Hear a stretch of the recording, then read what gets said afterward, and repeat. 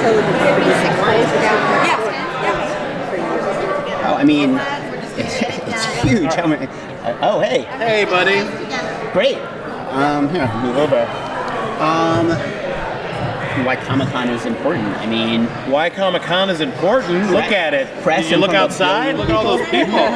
Yes, exactly. But it seems like there's more, because there's so much more emphasis on television, more activation outside. Sure. And this is a great place for you to get an audience interested before a show premieres.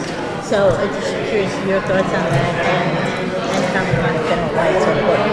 I mean, aside from being a ton of people, it's cool, right? It's like the coolest publicity you can get. I know for me also, I was here, I should do the math at some point, something like 8 years ago for The Office, whenever The Office panel was, and I was a writer on that show. And it was so cool and so much fun. It's gotten bigger, but now it feels like coming full circle. It's like, it's very, it's a good feeling to have created a show that made it back here, I guess. Yeah, we live in such a fandom world now, where people really love something, they want to get more and more content about it, they want to, have more experiences with it. So a place like Comic-Con, which started out really kind of focused on comics, can really branch out to every, sort of show and story that has built up a fandom and give a place for those fans to come and interact with the people and check out a panel.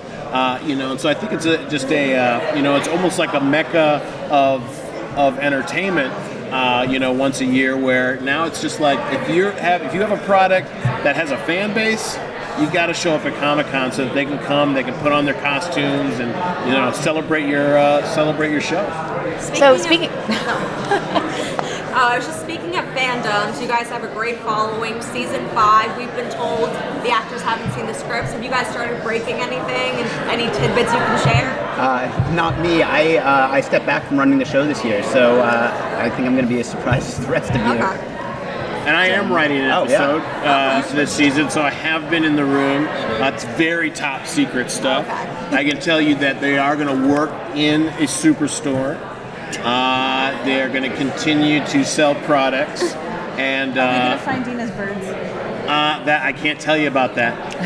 I can't tell you if we're going to find Dina's birds, but I'm sure Garrett wishes that we find Dina's birds. But I think he might be more focused on his shoes. In general, he's kind of had this thing where he kind of watches the chaos and makes snarky comments and kind of keeps his hands clean.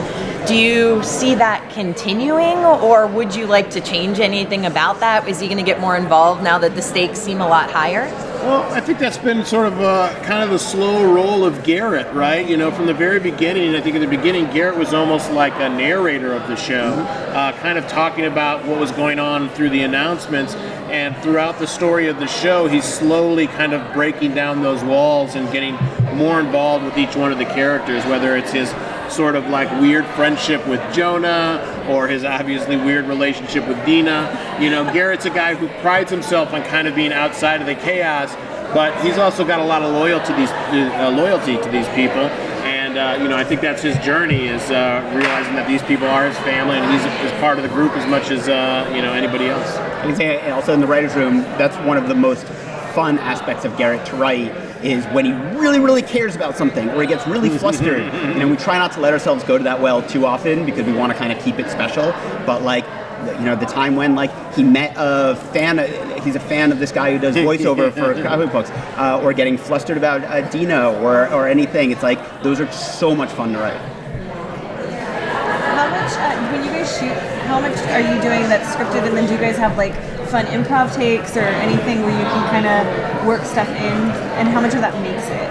Well, I mean, I think a lot. It's a very ensemble process. The writing doesn't stop once the script is written at the table read.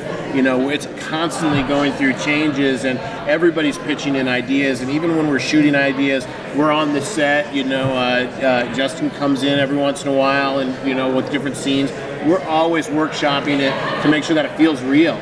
Because all of us are very much into these characters, and I think that a writer's room rule is always that everything can be beat. You can always beat it.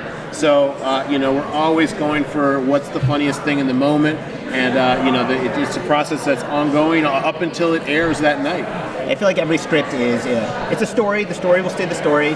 There's writing, there's jokes. Those jokes are passable. And if they can beat them on set, and they often do, then that's better. The script is a safety net.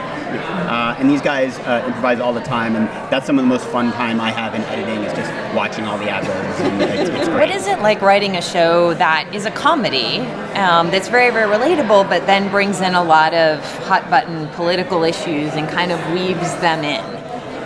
What is it like? Yeah, and how did you come up with the idea that you wanted this to be what is a somewhat political, but show, but with that comedy? And how do you weave those in so it never gets too serious? But well, I mean, we sort of backed into it. It wasn't like we set out planning on doing a specifically topically relevant show. I think I'm learning more and more. I like writing about things, real issues that are out there, and just in writing these characters. You write what these characters are affected by, and sometimes that's just a relationship they're in, and sometimes that's having to deal with corporate. And if there's any sort of rule we have, it's just to be very sparing with it. Do a little bit of social relevance goes a very long way. So introduce an issue occasionally, every third or fourth episode, and then make sure to just have fun and have comedy dealing with it.